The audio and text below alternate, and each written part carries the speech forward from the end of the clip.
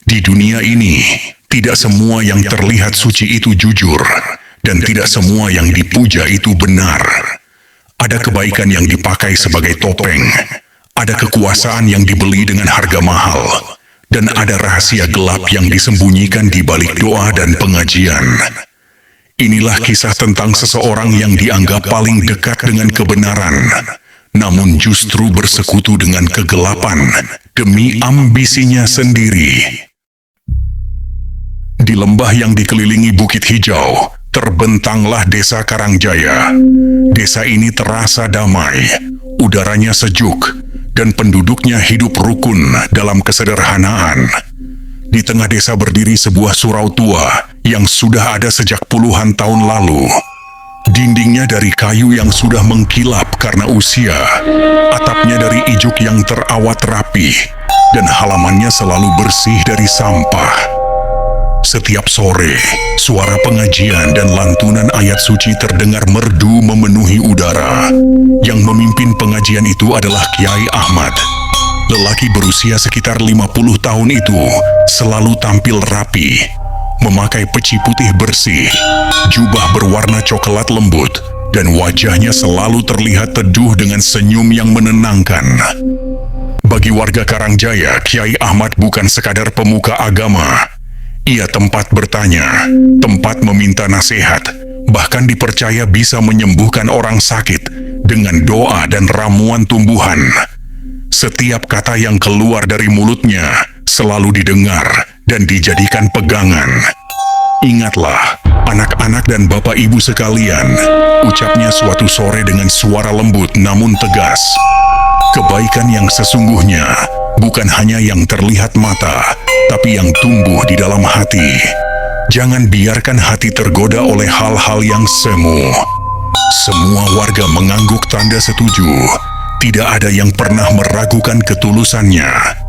Namun ketenangan itu mulai terganggu 10 hari kemudian. Seorang ibu bernama Rina, yang selama ini sehat bugar, tiba-tiba jatuh sakit. Badannya terasa sangat panas, namun ia menggigil kedinginan. Matanya sayu, dan kadang berbicara dengan suara yang tidak dikenali suaranya.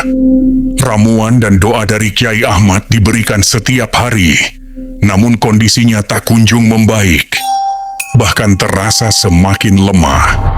Tak lama kemudian, 2 warga lain mengalami hal yang sama. Desa yang tadinya penuh tawa, kini mulai diselimuti rasa gelisah. Semakin hari, kegelisahan di desa Karangjaya semakin terasa. Sudah ada 5 warga yang jatuh sakit dengan gejala yang sama. Lemas tak bertenaga, demam datang dan pergi, serta sering mengigau menyebutkan hal-hal yang tidak masuk akal. Namun di mata sebagian besar warga, Kiai Ahmad tetap menjadi satu-satunya harapan. Ia tetap terlihat tenang, tetap berkeliling menengok rumah sakit, dan tetap berkata bahwa ini hanyalah ujian kesabaran yang akan berlalu pada waktunya. Tapi tidak semua orang tertutup matanya. Ada Pak Surya, sesepuh desa yang sudah menginjak usia 75 tahun. Ia hidup lebih lama dari banyak orang, dan memiliki kebiasaan mengamati segala sesuatu dengan hati-hati. Tidak hanya percaya pada apa yang terlihat di permukaan. Selama beberapa malam terakhir, ia merasa ada yang janggal. Suatu dini hari, tepatnya saat jarum jam menunjukkan pukul 2 lewat, Pak Surya terbangun karena mendengar suara langkah kaki yang tergesa di jalan depan rumahnya. Ia mengintip lewat celah jendela dan matanya terbelalak. Orang yang berjalan itu adalah Kiai Ahmad. Anehnya, ia tidak membawa lampu pelita sama sekali. Langkah kakinya mantap dan cepat, seolah sudah hafal betul jalan yang gelap itu. Arah tujuannya bukan ke rumah warga, melainkan menuju ke ujung desa, tempat yang jarang dilalui orang, dipenuhi semak belukar dan bebatuan besar. Dengan hati berdebar, Pak Surya mengenakan pakaian dan mengikuti dari kejauhan, bersembunyi di balik pohon-pohon besar agar tidak terlihat. Semakin masuk ke dalam, udara terasa semakin dingin dan lembab. bau tanah basah bercampur dengan aroma yang aneh. Bukan bau hutan biasa, melainkan bau dupa yang terlalu pekat, bercampur sesuatu yang menyengat dan tidak sedap. Di balik tumpukan bebatuan yang tertutup tanaman merambat lebat, Pak Surya mengintip. Pemandangan yang terlihat membuat darahnya terasa berhenti mengalir sejenak. Di tempat itu, terbakar api kecil yang berwarna kebiruan, bukan warna api biasa. Di sekelilingnya disusun akar pohon tertentu, daun-daun kering, dan di atas tanah tergores tanda-tanda yang tidak pernah diajarkan dalam ajaran apapun yang ia kenal. Dan di tengahnya berdiri Kiai Ahmad, sosok yang selama ini dikenal lembut dan penuh senyum, itu kini berubah total. Punggungnya sedikit membungkuk, tangannya mengepal erat, dan suaranya terdengar rendah, berat, dan penuh desakan. Bukan lantunan doa, melainkan bisikan yang terdengar seperti sedang membuat perjanjian dan meminta imbalan.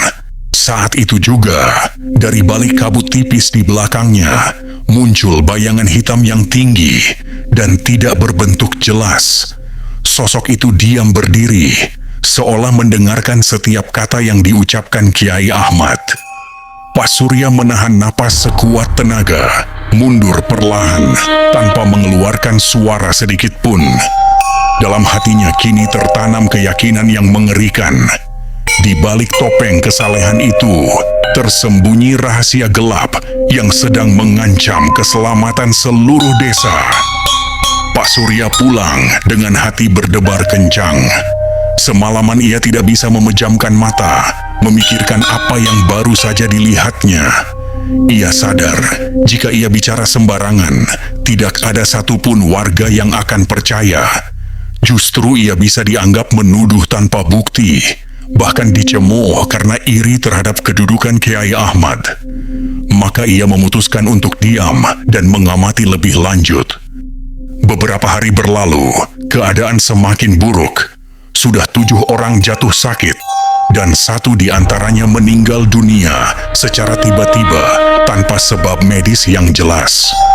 Kesedihan menyelimuti desa, namun kepercayaan warga kepada Kiai Ahmad justru semakin bertambah. Mereka menganggap ia satu-satunya tempat berlindung. Namun di malam ketiga setelah itu, Pak Surya kembali terbangun oleh firasat yang sangat kuat. Ia mengambil sebilah tongkat kayu dan berjalan lagi menuju tempat tersembunyi itu. Kali ini dengan tekad yang lebih tegas untuk melihat apa yang sebenarnya terjadi. Sesampainya di balik tumpukan batu, pemandangan yang menyambutnya jauh lebih mengerikan dari sebelumnya. Api berwarna kebiruan itu menyala lebih terang, memancarkan cahaya yang membuat sekelilingnya tampak pucat dan tidak alami. Di atas batu datar di tengah tempat itu, terlihat benda-benda yang tidak wajar. Benda pusaka tua, daun-daun yang sudah mengering hitam, dan air yang terlihat keruh, namun memantulkan cahaya aneh. Kiai Ahmad berdiri tegak, tidak lagi membungkuk seperti orang yang memohon, melainkan seolah sedang bernegosiasi setara. Suaranya kali ini terdengar jelas, berat dan penuh ambisi. Kau sudah berikan apa yang kuminta, kekuasaan, kehormatan, dan harta yang cukup. Tapi janjimu belum selesai. Buatlah seluruh desa ini bergantung sepenuhnya padaku, agar tidak ada yang berani mempertanyakan sepatah kata pun dariku. Dari balik kabut tebal, suara lain menjawab. Suara yang bukan milik manusia, melainkan goma yang bergema dari segala arah, dingin dan menusuk tulang. Semua itu akan terus kau dapatkan, asalkan kau tetap penuhi syaratnya. Berikan apa yang menjadi hakku, dan biarkan aku memakan bagian kehidupan dari mereka yang lemah. Jangan pernah berusaha mengkhianati perjanjian ini, atau posisimu yang mulia itu akan berubah menjadi kehancuran yang tiada akhir.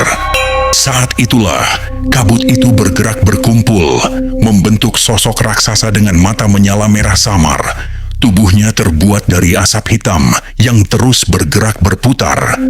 Sosok itu melangkah mendekat, dan Kiai Ahmad justru menunduk hormat. Bukan kepada Tuhan, melainkan kepada kekuatan jahat itu. Pak Surya menahan napas sekuat tenaga.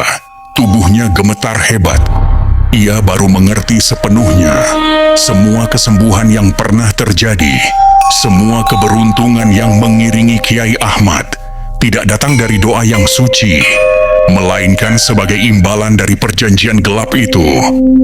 Dan setiap keuntungan yang ia terima dibayar dengan mengambil kekuatan dan nyawa dari warga desa sendiri. Namun dalam kegelisahannya, kakinya tanpa sengaja menginjak ranting kering yang patah dengan suara keras. Krak! Suara itu memecah keheningan malam. Seketika itu juga, kepala Kiai Ahmad menoleh cepat ke arah semak tempat Pak Surya bersembunyi. Wajahnya berubah drastis. Tidak lagi teduh, melainkan penuh amarah dan tatapan yang tajam mematikan. "Siapa di sana?" teriaknya dengan suara menggelegar, bukan suara lembut yang biasa didengar warga. Pak Surya sadar dirinya ketahuan. Tanpa menunggu lebih lama lagi, ia berbalik dan berlari sekuat tenaga menuju desa. Mengetahui bahwa rahasia yang selama ini tersembunyi sebentar lagi akan terbuka ke permukaan. Dengan napas terengah dan jantung berdegup kencang, Pak Surya terus berlari sampai tiba di tengah desa. Ia tidak pulang ke rumahnya sendiri, melainkan langsung berteriak memanggil warga yang masih terjaga, meminta mereka berkumpul secepatnya. Awalnya banyak yang ragu, bahkan mengira sesepuh desa itu sedang mengigau atau terkena gangguan jiwa. Namun melihat wajah Pak Surya yang pucat dan matanya penuh ketakutan, sebagian warga mulai merasa ada yang tidak beres. "Kita harus pergi sekarang juga. Ikuti aku dan buktikan sendiri apa yang selama ini tersembunyi," seru Pak Surya dengan suara parau. Sekelompok warga yang berani pun mengikuti langkahnya, membawa obor dan sebilah kayu sebagai pengaman. Sesampainya di balik tumpukan bebatuan itu, apa yang mereka lihat membuat mulut mereka terkatup rapat. Tempat itu masih terasa hangat. Bekas api berwarna biru masih menyisakan cahaya samar. Di atas tanah tergores tanda-tanda asing, dan tersisa benda-benda aneh yang tidak pernah terlihat sebelumnya. Udara di tempat itu terasa berat dan membuat dada sesak. Belum sempat mereka mencerna semuanya, dari arah semak terdengar langkah kaki yang cepat. Kiai Ahmad muncul. Wajahnya masih terlihat marah dan napasnya memburu. Namun begitu melihat banyak warga berkumpul, ia segera berusaha mengubah ekspresinya kembali menjadi lembut dan penuh kewibawaan. Meskipun tatapan matanya tidak bisa menyembunyikan kegelisahan. "Apa yang kalian lakukan di tempat terlarang ini?" tanyanya dengan nada yang berusaha tenang. "Tempat ini menyimpan kekuatan gaib yang berbahaya, bisa membawa bencana bagi desa." Namun kali ini, kata-katanya tidak lagi terdengar meyakinkan. Pak Surya melangkah maju, menunjuk ke arah tanda di tanah. "Kekuatan apa yang kau maksud, Kiai? Apakah ini kekuatan dari Tuhan, atau kekuatan yang kau panggil untuk keuntungan dirimu sendiri?" Seketika itu juga, wajah Kiai Ahmad berubah total. Topeng, kesalehannya runtuh seketika. Senyumnya menghilang, digantikan dengan ekspresi kejam dan penuh amarah yang selama ini ia sembunyikan rapat-rapat. "Jadi kau sudah tahu," gumamnya dengan suara rendah dan berat, bukan lagi suara lembut yang biasa didengar. "Memang benar, semua yang aku miliki tidak datang dengan cuma-cuma. Tapi apa salahnya? Aku dihormati, dipuja, dan segala keinginanku terpenuhi. Lebih baik menjadi penguasa yang disegani daripada hidup dalam kesederhanaan yang terlupakan." Belum sempat ia melanjutkan kata-katanya, tiba-tiba angin berhembus kencang memutar di sekitar tempat itu. Kabut hitam tebal turun dari atas bukit, disertai suara gemuruh yang membuat tanah terasa bergetar. Sosok bayangan yang pernah dilihat Pak Surya muncul kembali. Kali ini wujudnya terlihat lebih jelas dan menakutkan. Kau sudah menampakkan rahasia kami kepada orang lain. Suara itu bergema, dingin dan penuh ancaman. Ingat syarat perjanjian, rahasia harus tetap tersembunyi. Sekarang kau telah melanggarnya, maka saatnya kau membayar harga yang sesungguhnya. Kiai Ahmad terkejut, wajahnya berubah pucat pasi. Ia mencoba memohon, berusaha melarikan diri, tapi kakinya terasa terpaku, seolah diikat oleh tenaga tak kasat mata. Suara teriakan yang menyayat hati terdengar, lalu kabut hitam itu menyelimuti tubuhnya seketika. Beberapa saat kemudian, angin reda dan kabut menghilang. Kiai Ahmad sudah tidak ada lagi di tempat itu. Hanya tersisa pakaian yang ia kenakan tergeletak di atas tanah, dan bekas tanda-tanda gaib yang perlahan memudar menjadi debu. Sejak kejadian itu, tidak ada lagi yang mendengar kabar tentang dirinya. Penyakit yang menyerang warga pun perlahan sembuh dengan sendirinya. Dan desa Karangjaya kembali merasakan kedamaian seperti sedia kala. Warga desa akhirnya memahami satu pelajaran berharga. Jangan pernah menilai seseorang hanya dari tutur kata dan penampilan luarnya. Kebaikan sejati selalu tumbuh dari hati yang bersih, bukan dari topeng yang dipakai untuk menipu orang lain. Dan sejak saat itu, mereka menjaga warisan leluhur dengan lebih bijak. Percaya pada kebenaran, bukan pada kemegahan yang semu.